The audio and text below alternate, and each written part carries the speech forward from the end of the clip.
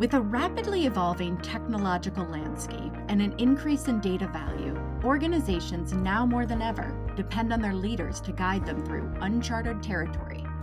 Janine Anthony Bowen, co-leader of the Privacy, Governance, and Technology Transaction team at Baker Hostetler, explores how businesses across industries are tackling trends and planning for the future in the series Technology from the Top, AI, Data, and the Future of Business with Today's CIOs.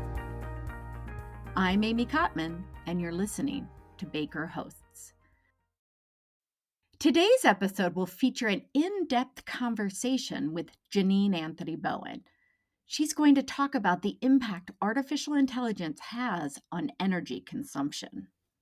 Welcome to the show, Janine. I'm glad to be here. Janine, with all the continued exuberance in the marketplace around artificial intelligence or AI, there's not a lot of talk about the cost associated with computing this. Could you talk a little bit about the cost and should we be concerned about those? We really should be concerned. Let's start talking about some of the costs. So, I think it's important for us to table set to get a lay of the land. The energy costs are really quite significant. So, let me give you a few examples. A single generative artificial intelligence query, Gen AI is what it's commonly called, consumes the electrical equivalent of powering a light bulb for 20 minutes. It consumes 10 times more electricity than a regular Google search that does not have AI involved. So remember when your mom is always telling you to turn off the lights, keeping that light on for 20 minutes, one single query. Another example, training a large language model consumes the annual energy consumption of about 130 houses. That's just massive, just to train the model, 130 homes. Here's another one that really just blew me away. Cryptocurrency and AI data centers will consume 4% of the global energy demand by 2026. Global demand. That's roughly all the electricity that's consumed in the entire country of Japan. So that's really just very energy consumptive. And we just haven't talked about how significant it is. I'll give you one more example. Data centers get really hot, and cooling them is a priority. For the most part, circulating water is the way that you cool data centers. And so as we get more and more data centers, they're consuming more and more water. Cooling represents about 40% of the electrical usage of data centers. So with those examples, we see that it just consumes a lot of energy, and we don't think about that at all when we are running a query using some of the Gen AI tools out there. So that's a couple of examples for you. And the costs are off the charts, and the current trajectory isn't smoothing or moderating. And so folks who are concerned about it are really concerned about it. I have an engineering colleague who said to me, Janine, we are already out of energy, and we aren't talking enough about it. So those are some of the examples of the way that energy is consumed. Now, why should we be concerned? Because that was part two of your question. So data centers need a lot of stable and reliable energy. Now, that means that data centers are built where non-renewable energy sources are reliable and predictable. Coal, natural gas are two examples. So it's important to understand that we aren't using, for the most part, renewable or carbon neutral energy sources. We're using sources that are contributing to climate change. Couple of examples. One of the leading providers in their 2024 environmental report revealed that carbon emissions have increased by 45% in the last 5 years for their business alone. Another top tier provider, the CEO, reported in May 2024 that their carbon emissions have risen by 30% since 2020. So it's important that we think more broadly and more deeply about how AI is being integrated into all facets of society so we can understand the scale of the concern. The environmental effects on climate change, we're going backwards from a carbon emissions perspective. And so what we're currently doing is just not sustainable. Wow, you shared with us some pretty alarming statistics, Janine. How are some of the key players in AI handling the energy consumption demands? Yeah. So there's a lot of attention being paid to this from the provider perspective. I mentioned that data centers need stable and reliable energy. They also need it around the clock, 24 hours uninterrupted. And the only carbon neutral source that is stable and reliable that can generate that much power is nuclear energy. So it's making a comeback. It's well publicized that one of the top tier providers is bringing 3 Mile Island back online and having it operational by 2028. And it will be consuming all of the nuclear energy that 3 Mile Island can produce, which is just amazing. Some government agencies are trying to co locate their data centers close to nuclear power facilities. And so, right now, on the energy consumption side, nuclear is the best choice, but it isn't widely or readily available. But that's some of the ways that the providers of these services are trying to get their hands around the best ways to create the energy in a way that is not harmful to the environment. Would you talk about what are the risks associated with those energy demands? Without innovation, we're simply going to run out of energy.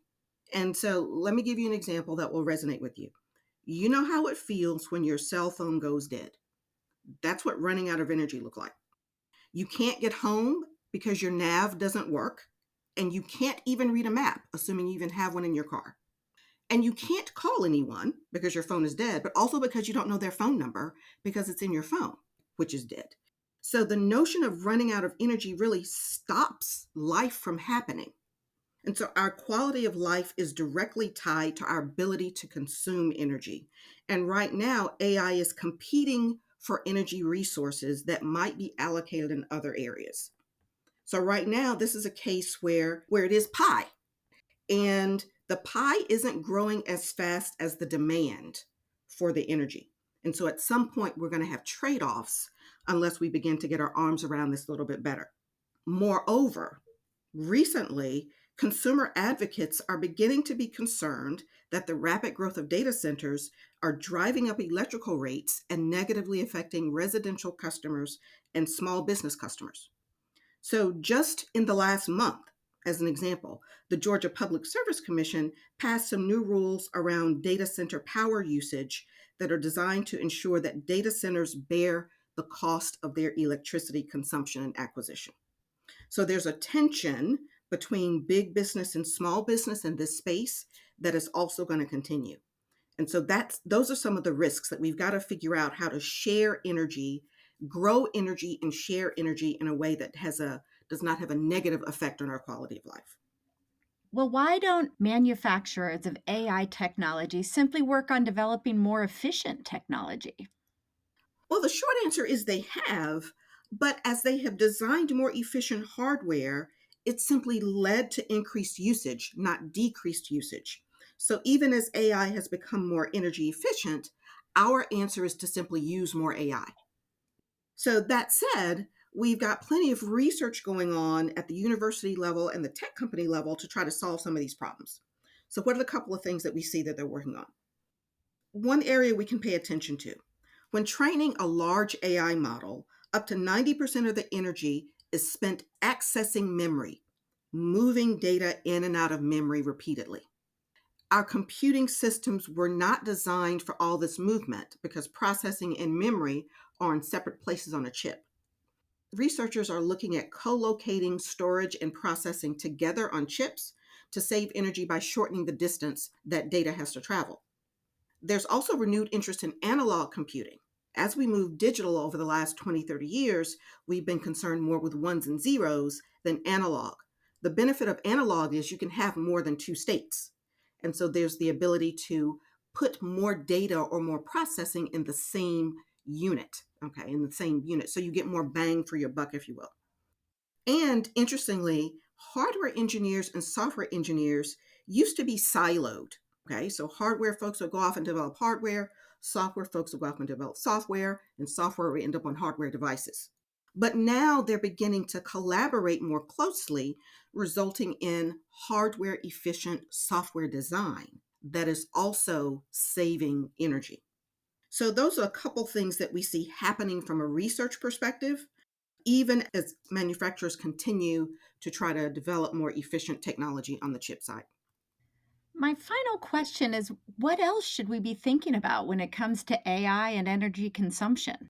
Yeah, and this is where it gets to be a personal reflection. Right before the holiday in December, my refrigerator of 28 years finally took its eternal rest, just died. We said our goodbyes and we took off 3 decades of refrigerator magnets off of the refrigerator. It was a bittersweet moment. Okay. But that meant we were urgently in the market for a new refrigerator. And as we were looking, we saw a refrigerator that had touchscreen internet capability right on the door. And we thought that was pretty cool. But then we thought, did we really need to search the web while we were looking for grapes in the refrigerator? And we personally is like, we probably don't need that. And so that decision to not maximize use of available technology actually has a name. And it's a concept called digital sobriety, which means that we can use technology more sparingly and more responsibly to reduce environmental impacts. But it's a very personal question. At some point, I have to consider, even though this energy consuming AI feature exists, do I actually need it? So ultimately, the rise and fall of consumer demand, or even the flattening of demand, is going to be the biggest lever to control our energy consumption. And so maybe it's aspirational to think that consumer demand can flatten the environment where the marketplace continues to give us reasons to engage and increase our usage. But I think we're going to have individual decision making about how much of these AI features we consume in everyday life. Time will tell us how it all shakes out. Janine, thanks so much for joining us today. It was my pleasure.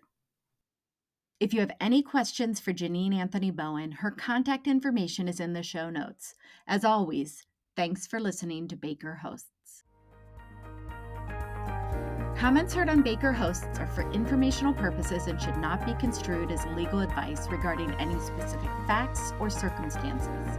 Listeners should not act upon the information provided on Baker Hosts without first consulting with a lawyer directly. The opinions expressed on Baker Host are those of participants appearing on the program and do not necessarily reflect those of the firm. For more information about our practices and our experience, please visit bakerlaw.com.